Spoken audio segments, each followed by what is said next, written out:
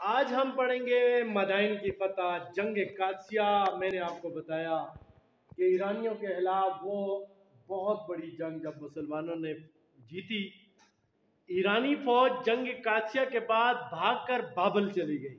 یہ یاد رکھیں، یہ بابل بہت پرانا قدیم شہر تھا۔ مسلمان فوج نے پیچھا جاری رکھا۔ ایرانی فوج نے فیروزان کی سربراہی میں مسلمانوں پر حملے کا منصوبہ بنایا۔ فیروزان نے مسلمان فوج پر حملہ کر دیا مگر شکست ہو گئی اور میدان جنگ سے یہ بھاگ گیا۔ اس کے بعد مسلمانوں نے بابل پر بھی قبضہ کر لیا۔ آگے ایران کی باقی فوج اور کمانڈر مہران مدائن کے قلعے میں انہوں نے بند کر دیا، اور یہ مدائن کا اتنا بڑا قلعہ تھا کہ اس قلعے کے اندر ساری چیزیں موجود تھیں، اور مسلمان کتنے عرصہ بھی اس کا محاصرہ کرتے تو قبضہ نہیں کر سکتے تھے۔ لیکن اور اسی طرح ایرانی بادشاہ مدائن سے یہ تمام خزانہ وغیرہ لے کر فرار ہو چکا تھا۔ اسلامی فوج سعد بن ابی وقاص کی قیادت میں مدائن کی طرف آگے بڑھی۔ آگے کیا تھا؟ دریائے دجلہ آ گیا۔ یہ علامہ اقبال نے شعر بھی اسی لیے کہا تھا، میں ابھی بتاتا ہوں آپ کو۔ ایرانیوں نے کیا کیا؟ پل ختم کر دیے، کشتیاں جلا دیں، اور دریا کو پار کرنے کا کوئی راستہ نہیں چھوڑا کہ مسلمان دریا کو پار نہ کر سکیں۔ تو مسلمانوں نے کیا کیا؟ حضرت سعد بن ابی وقاص نے کہا کہ 2 رکعت نماز آپ پڑھیں، اگر اللہ نہ ڈبوئے تو یہ دریا کی کوئی طاقت نہیں ہے۔ کہتے ہیں کہ 2 رکعت نماز پڑھنے کے بعد حضرت سعد بن ابی وقاص نے دریا میں گھوڑا ڈالا، اور ساری فوج نے گھوڑے ڈال دیے، اور دریا جب پار ہو گیا تو آگے ایرانی جو تھے انہوں نے جیسے ہی مسلمانوں نے یہ دریا پار کیا، یہ منظر دیکھ رہے تھے تو کہنے لگے، یہ فارسی زبان میں کہتے ہیں دیو آمنت، دیو آمنت، یعنی دیو آگے ہیں، جن آگے ہیں۔ اور اس طرح اس فوج کو دیکھ کر ان پہ رعب طاری ہو گیا، بھاگنے لگے۔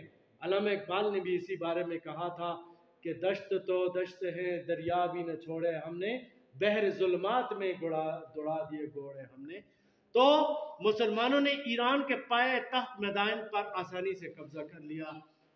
ایرانی بادشاہوں کے محل میں اذان دے کر نماز پڑھی، یعنی یہ وہ محل تھا جو صدیوں سے یہاں پہ ایران کی حکومت قائم تھی، بڑے بڑے محلات تھے، اور یہی وہ محل تھا جس میں خسرو پرویز نے بیٹھ کر تکبر سے نبی پاک صلی اللہ علیہ وسلم کا جو خط مبارک تھا پھاڑا تھا، اور کہا تھا کہ ایک غلام ہو کر مجھے خط لکھتا ہے۔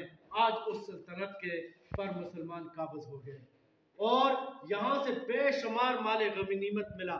اس میں فرش بہار اور صدیوں پرانے نوادرات بھی تھے، سونے کے سکے، اسی طرح سونے کے برتن، چاندی کے برتن۔ اچھا، یہ فرش بہار ایک ایسی کارپٹ تھی کہ جس کا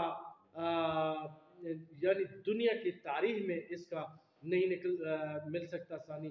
سونے کی تاروں سے اور پتہ نہیں کس کس چیز سے بنی ہوئی ایک کارپٹ تھی، اور یہ کارپٹ ایسی تھی کہ اس کو دیکھ کے حیران رہ جاتے تھے۔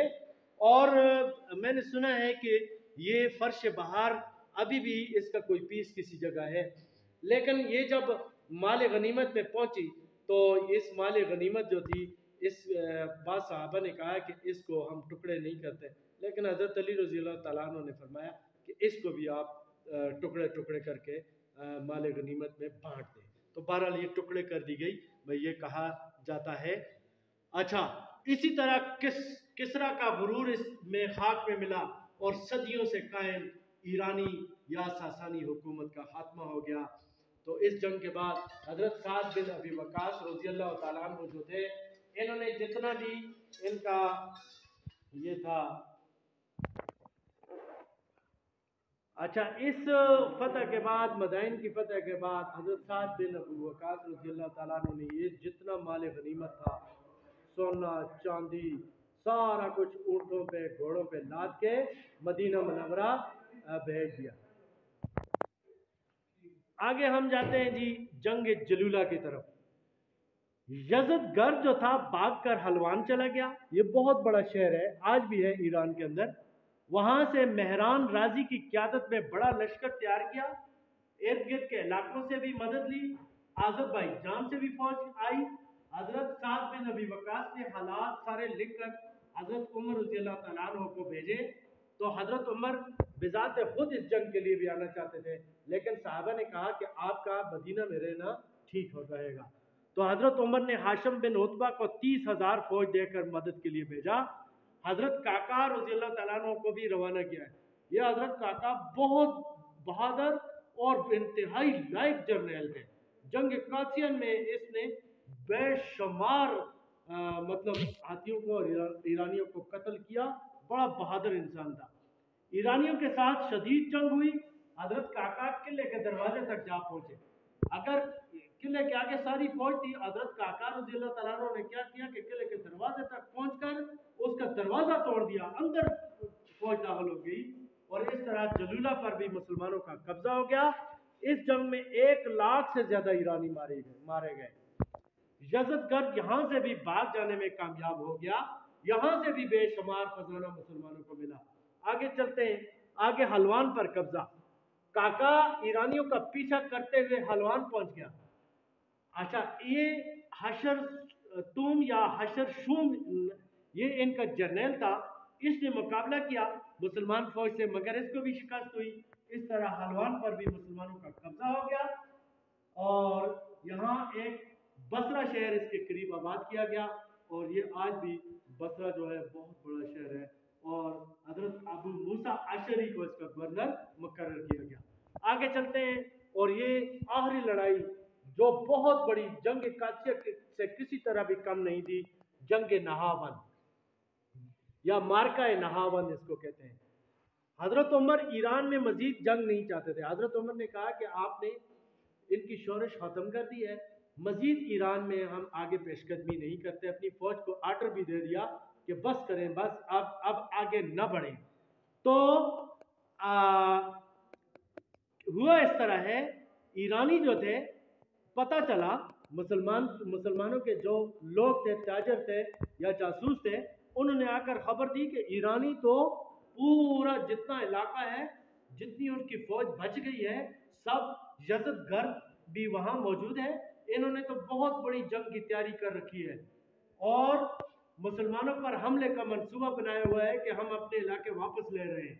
حضرت عمر کو پتہ چلا، تو اس جنگ میں بھی حضرت عمر چونکہ بہت بہادر انسان تھے، یہ بھی چاہتے تھے کہ میں اس جنگ میں جاؤں، لیکن صحابہ اکرام نے فرمایا کہ آپ مدینہ میں رہیں، آپ نہ جائیں جنگ میں۔ تو پھر حضرت عمر نے نعمان بن مکرن کو فوج دے کر بھیجا۔ نعمان نے ایرانی کمانڈر، یہ مردان شاہ ہے، ٹھیک ہے، مردان شاہ کو صلح کا پیغام بھیجا، اور اس سے کہا کہ ٹھیک ہے، آپ علاقے اپنے پاس رکھیں، ہمیں آپ اس کے بدلے میں جو زرعی پیداوار ہوتی ہے آدھا ایسا دے دیں، تو ٹھیک ہے، ہم جنگ نہیں کرتے، تاوان دے دیں آپ۔ مگر یہ غرور میں تھا، اس کے پاس فوج بہت زیادہ تھی، اس نے ان کی صلح کی جو درخواست تھی ٹھکرا دی۔ ایک خون ریز جنگ شروع ہوتی ہے، نعمان بھی اور نعمان بن مکرن جو ہے اس وقت شہید ہوتے ہیں جس وقت بالکل مسلمان فتح کے قریب تھے، لیکن اچانک ان کے آ کے تیر لگتا ہے، اور پیچھے سے چھپا ہوا ایک ایرانی جس نے بہانہ کیا ہوا تھا مرنے کا، وہ تلوار لے کر اچانک پیچھے سے حضرت یہ نعمان بن مکرن کے آر پار تلوار کر دیتا ہے، اور یہ شہید ہو جاتے ہیں۔ مگر مسلمانوں نے ایرانیوں کو اس جنگ میں کاٹ ڈالا۔ یہ بہت بڑی جنگ تھی۔ یزدگرد جو تھا یہاں سے بھی بھاگ کر بلح گیا، وہاں سے کہا جاتا ہے کہ چین چلا گیا۔ اچھا، یہ یزدگرد بادشاہ جو تھا، اس کے پاس خزانہ سب کچھ لے کر یہ جا رہا تھا، اس کے بارے میں دو باتیں ہیں۔ بعد کی تاریخ میں یہ پتہ نہیں ہے کہ یہ کہاں گیا۔ پہلی بات تو یہ ہے، یہ چین چلا گیا اپنے خزانے سمیت۔ دوسری بات یہ ہے کہ بعض لوگ کہتے ہیں کہ یہ راستے میں تھا، اس کے ساتھ کچھ فوجی بھی تھے، انہوں نے کہا جی اتنا بڑا صدیوں کا خزانہ اس نے اونٹوں پہ اور گھوڑوں پہ لادا ہوا ہے، یہ لے کے جا رہا ہے۔ رات کے وقت انہوں نے ایک پروگرام بنایا کہ اس کو ہم قتل کرتے ہیں۔ رات کے وقت کہتے ہیں اس کو یزدگرد کو قتل کیا، اور خزانہ لے کر لوٹ لیا گیا، اور اس کو قتل کر دیا گیا، یہ اس کا انجام ہوا۔ لیکن کچھ لوگ کہتے ہیں یہ چین میں آیا۔ بہرحال بعد کی تاریخ میں اس کا کوئی ذکر یا اس کی جو نسل ہے اس کا پتہ نہیں چلتا ہے کہ اس کے ساتھ پھر کیا ہوا۔ اچھا، مسلمانوں نے اس کے بعد کیا کیا؟ ہمدان، رے، تبرستان، آذربائیجان आर्मीनिया, फारस, किरमान, सिस्तान और मकरान फतह कर लिए। ये मकरान पाकिस्तान वाला, जो बलोचिस्तान के साथ मकरान है ना हमारा, ये इलाके तक हज़रत उमर के दौर में फौज आ गई। और इसी तरह कहा जाता है कि इसी दौर में अफ़गानिस्तान तक फौजें आई, और अफ़गानिस्तान के भी कई इलाके, और ये रूस के जो इलाके हैं ये सारे ईरानियों के इलाके थे। ये सारे के सारे मुसलमानों ने हज़रत उमर के दौर में फतह कर लिए, और इस तरह सदियों से कायम ये फारस या ईरान या सासानी हुकूमत का खात्मा हो गया, और मुसलमान सारे के सारे ईरान पर काबूज हो गए। ये जी ईरानी साइड का जंगी हवाल था। नेक्स्ट हम इंशाल्लाह पढ़ेंगे कि शाम या रोमन एम्पायर जो थी उसकी तरफ भी मुसलमानों ने पेशकदमी की, और क्या किया इस बारे में इंशाल्लाह नेक्स्ट पीरियड में आपको बताऊंगा।